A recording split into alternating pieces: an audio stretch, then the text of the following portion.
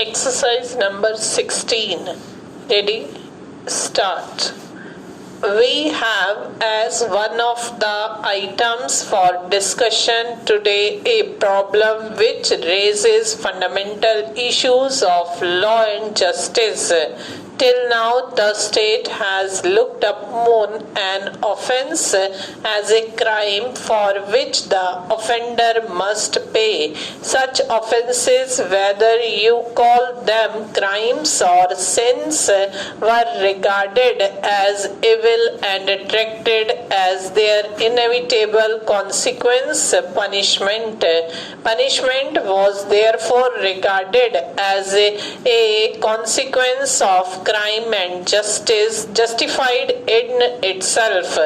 The classic exposition of this view is in the principle an eye for an eye, a tooth for a tooth. Later ages, however, raised the question of the utility or justification of punishment.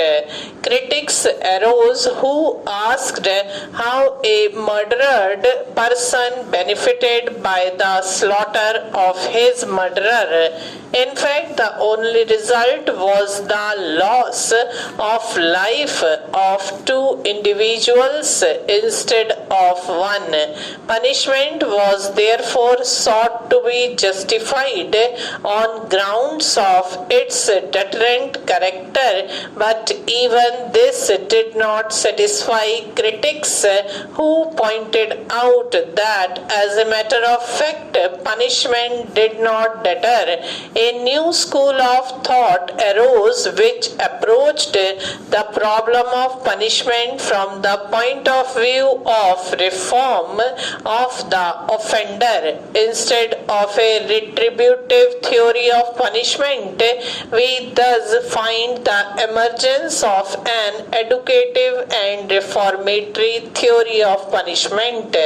This dispute between the different theories of punishment has not yet been settled, but on one point there is also unanimous agreement among both theorists and practical men of affairs.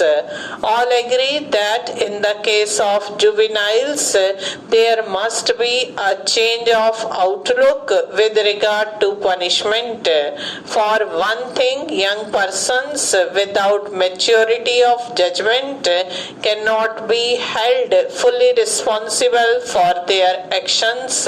For another, experience has shown that confinement of such juveniles in jails confirms them into criminals. In fact, children who may have committed some crime through want of knowledge or on the impulse of the moment become habitual criminals if they are once sent to jail.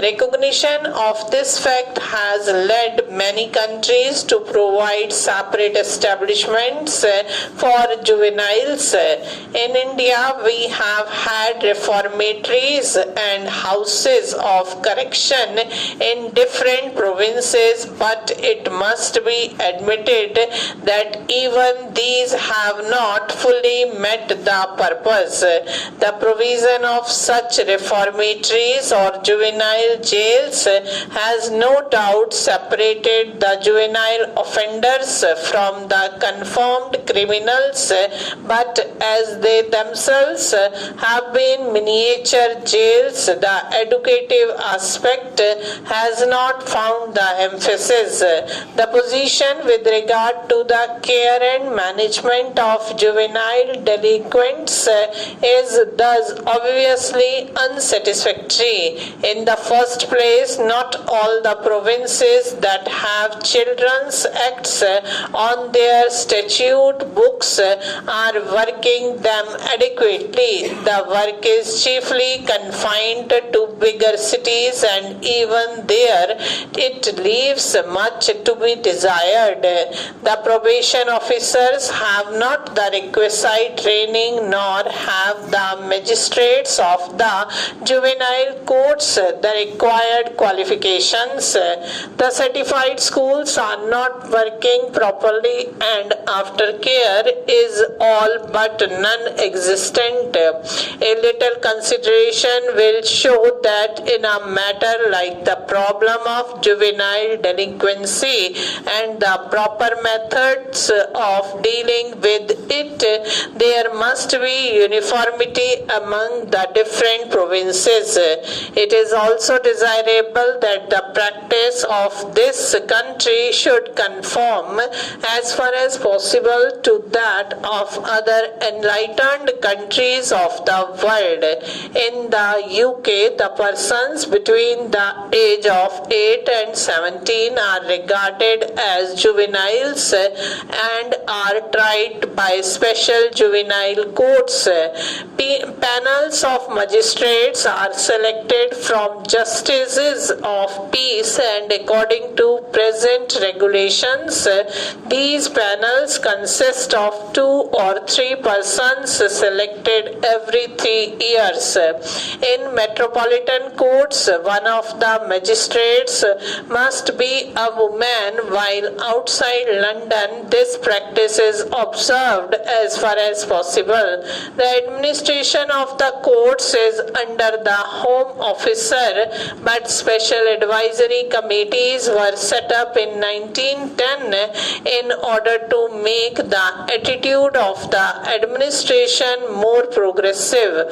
In the past, punishment for the juvenile delinquents was in proportion to the gravity of the offences, but in recent times the trend is towards the reclamation of the future citizen rather than the punishment of an offender.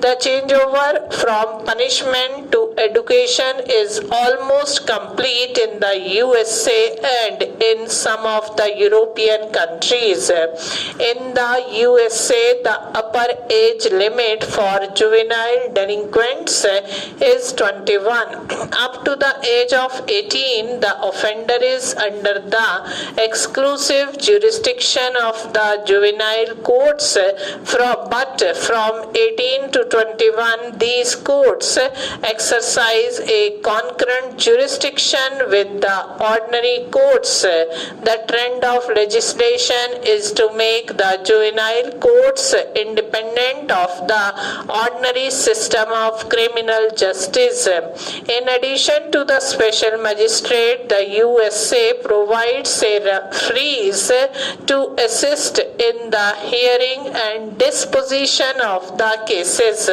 Where the delinquent is a girl, it is the practice to associate a properly qualified woman referee with the court. The USA has no advisory bodies, perhaps because social service agencies play an important part in all cases before the juvenile courts as such. Stop.